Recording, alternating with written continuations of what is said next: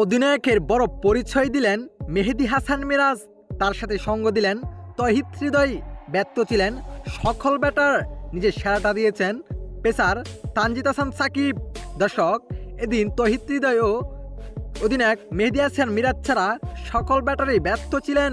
এদিন টসে জিতে প্রথমে ব্যাট করার সিদ্ধান্ত নিয়েছিলেন। প্রথমে ব্যাট করতে নেমে 10 রান করে টেবিলে ফিরে যান বাংলাদেশের ওপেনার তানজিদ হাসান তামিম।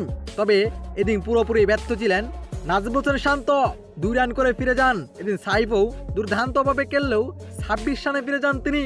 তবে তারপর দুর্দান্ত পার্টনারশিপ করে ফেলেন তৌহিদ হৃদয় ও অধিনায়ক মেহেদী হাসান মিরাজ। দুজনে মিলে প্রায় 90 রানের মতো পার্টনারশিপ করেন, কিন্তু তৌহিদ হৃদয় 56 রানে ফিরে যান এবং মেহেদী হাসান ফিরে যান 60 রানে। কিন্তু তারপরে ব্যর্থ জাকির নুরুল হাসানরা, যেখানে জাকির করেন 10 রান, নুরুল করেন 7।